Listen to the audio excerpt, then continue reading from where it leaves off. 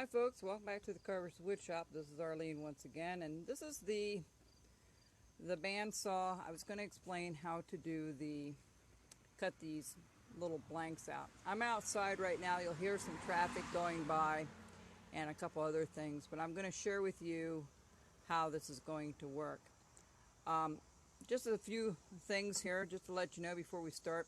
Every video that I sell has a pattern inside, and I'll show that to you. Usually it has a cone or it has some kind of a cone shape, how you should taper your carving or your piece of wood here. The reason I'm outside, the lighting's better, and hopefully it won't be as choppy as the last time when I did this. So this is one of the Windy Santa and the Sitting Santa, and what you need to do is you can trace this on a piece of wood if you want to, and what you can do is once you have your piece of wood ready to go, okay, this is just going to be an example of it, you can trace it on the wood as you need to have it. All right, and you can make a hard pattern with a piece of cardboard, or I use one of these times instead of measuring everything out. It works out pretty good. So if you decide that you want to make these are handy because you can just lay it on the wood and copy it, and it works pretty well. All right, now we're going to show you how to do one of these. It's not going to be really difficult. A lot of people are confused on how to do it. So I'm going to take just a regular piece of wood. Now we're going to make one of these, all right? And we're going to chop it up just like we would on the bandsaw. I have a little 9-inch bandsaw. It's going to shake a little bit when I carve, but okay, as you can see. But I usually start with one line and I try to copy it. I'll wait till that stops. I try to copy it similar to on each end. So for instance, if I know I want to go in about 1/4 of an inch or so, or 1/8 of an inch, and people ask me, well, why do I taper it? Well, the reason I taper it is because it just saves you a lot of time with cutting it with a knife. You can cut it with a knife. I had a question about that. You can go ahead and cut this off with a knife. If you don't have a bandsaw, you can take a block and just trim it down. It's going to take you a lot longer. If you have a coping saw, that might work very well for you as well. I'm using a Delta bandsaw. I see one of the questions. It's a small little Delta I bought at a flea market a number of years ago. It's a 9-inch Delta bandsaw. And the one thing I noticed with this is you really have to be careful. Make sure your hands are out of the way, of course. Sometimes what I do when I cut, I have a fan on the side blowing in that direction, away from my face. Sometimes I have it outside. The nice thing about these little bandsaws, you can carry them around. They're portable. You know, I'm kind of to a point where I like everything portable. I don't like things to be huge and big, and and then it's hard to move stuff around. The same thing with the sharpener, the tools. That's why I like to do small things. It's because I can take it with me wherever I go. I'm right now in the camper, in my little pop-up camper that I use as a workbench outside, and it's really handy to have one of these bandsaws. They're very, very handy. I paid $35 for this one at a show. I really need a new one because some of the belts the belts going around the tires are not as good. But let's get back to this. A lot of you are confused. Well, how do you get this straight? Well, I do everything by basically, I would say I do it by eyeing it now more than just measuring things out. So I'm going to do the first cut, and you'll notice once I do the first initial cut, I will try to match that same corner where I started the cut over on this side. I'll try to match it on the following side, and you'll see that as I go around.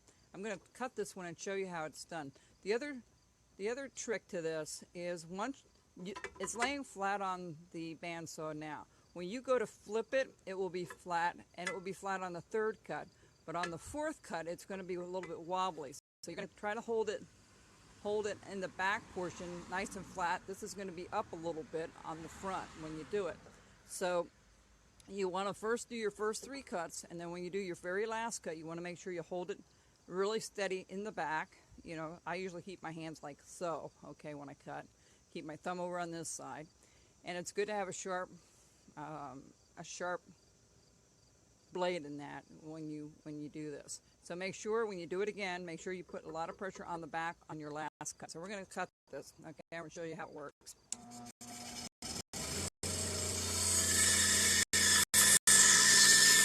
That's the first cut. Now I eye it up. I do the second cut. That's going to be a little more because I can't really see it too well from here. And then do your third cut. Okay, now, see how it wobbles? You want to hold it still. Let me get that out of the way there. I use a pencil to get it out of the way. Hold tight in the back. And then do one more. Now you notice, when I did this, most of the cuts are in the same location. They should be, because you're actually following it from one cut to the next when you do it. So that's how that's done. It's a matter of holding that back piece. You know, you can trace it all up if you want to, but the nice thing about tapering it as well is you have your corners for your face right where you want them. You know, when you're cutting it by hand, this might be a little bit on the wobbly side or not perfect where you want to see it. So just you know, try it out and see how it works. I'll do another one as a demonstration. This one's a little bit longer now. I do my little chimney Santas on these. Just a word, I do have a class coming up in, not this Saturday, but next Saturday on the 10th. And we're going to do that little pilgrim. So there are 4 seats remaining. 2 are taken. And it will be from 8:30 to 4:30 or 5 o'clock. And hopefully we'll get the painting done, but at least we'll get the carving portion of it done. So if you're interested in that, you need to confirm a seat by either emailing me or messaging me through Facebook. Okay, so let me show you this one more time. Now I'm going to go a little bit further. I'm going to try to mark.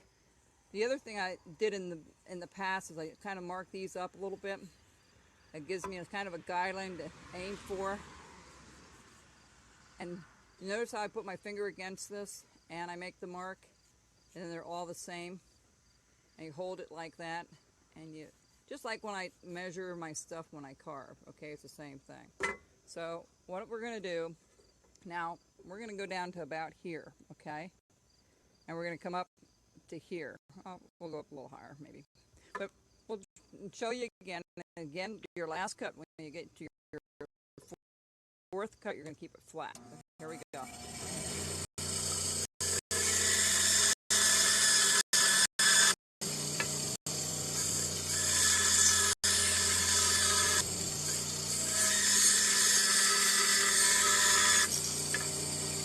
Okay, now when you're doing this, okay, you see it's wobbly. Okay, your tendency is to hold this last cut. When you do the last side, which is this one that we're going to be doing, you want to make sure you hold it in the back. Okay, you're not going to hold it in the front, because then this line's going to look weird. It's going to be off. Not that it's that much of a difference, because you're going to cut it anyway. You're going to carve it anyway. So let's try it again. And I'm following, before I do that, I'm following kind of where I'm cutting from each side, exactly the same location on each side. So when you do this, you kind of see where you made your initial cut here, then you follow it, and I'm going to follow it right there. Now let's do this before it gets dark out here.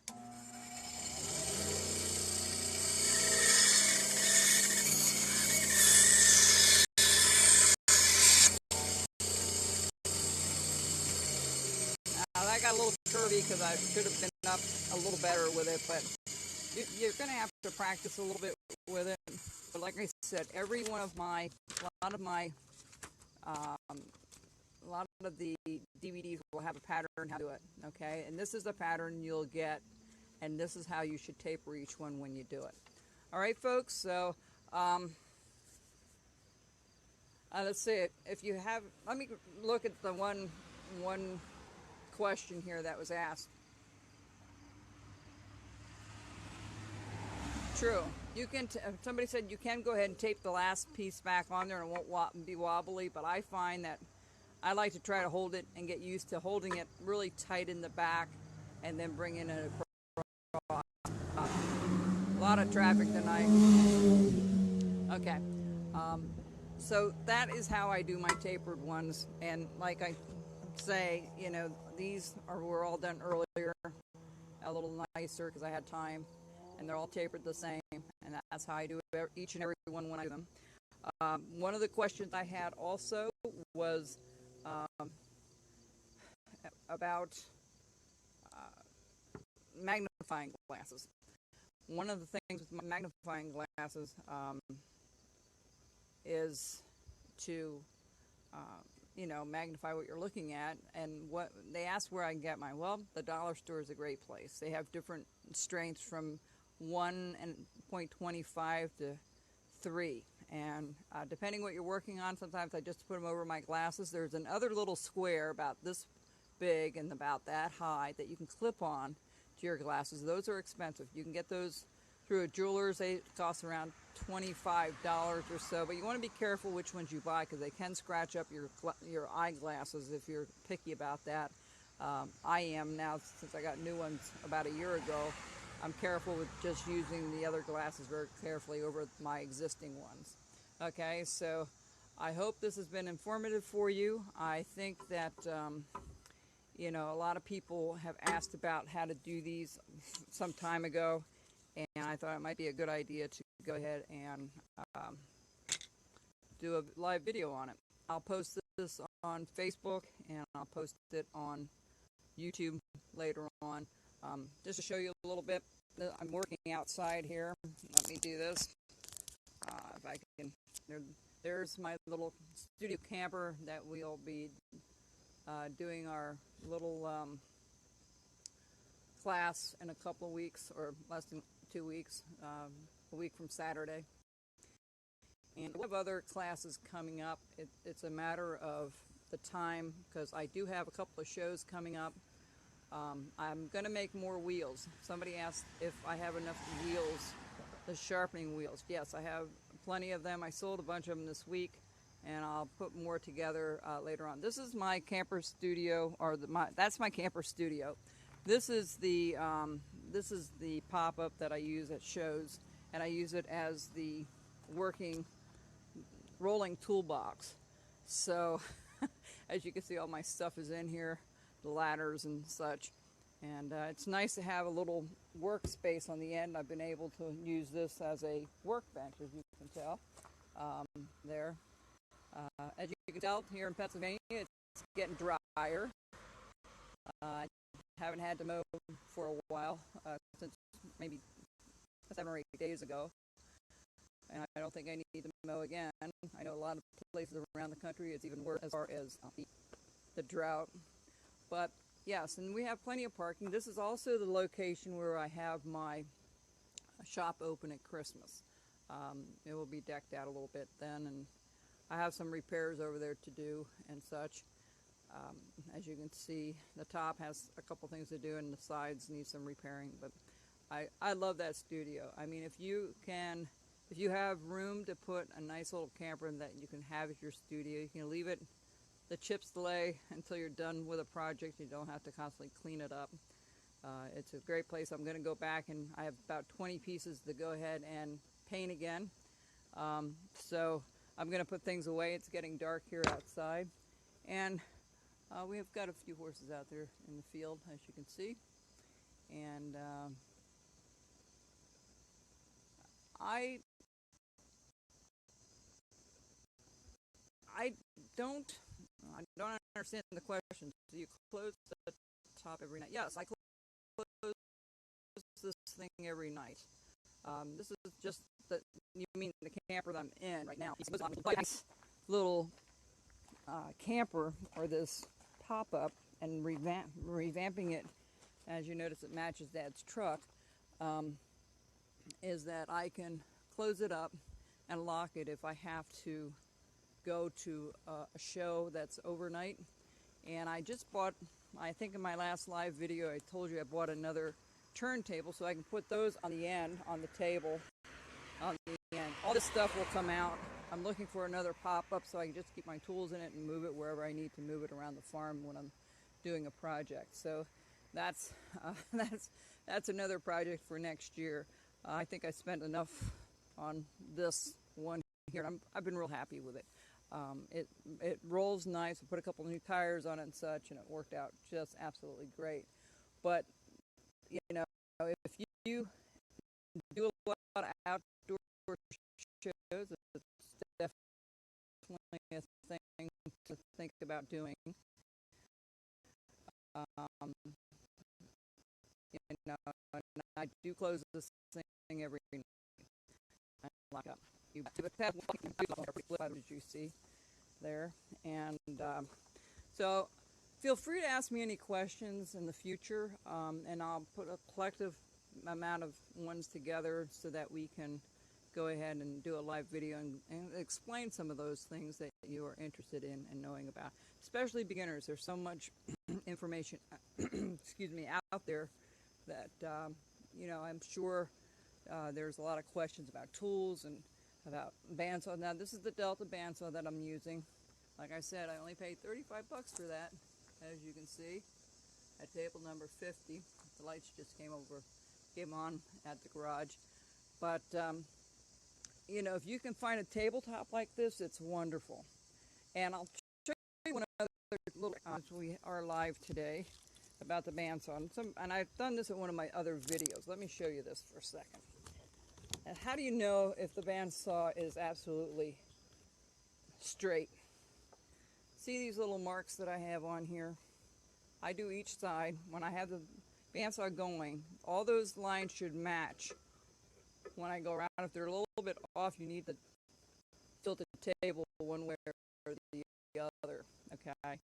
So when I do this, I do one side, I do another side, and one other side, and what happens is those lines should all match up a little bit off, like so. Thanks a lot for watching, and take care, and I hope this has been informative for you. Bye bye.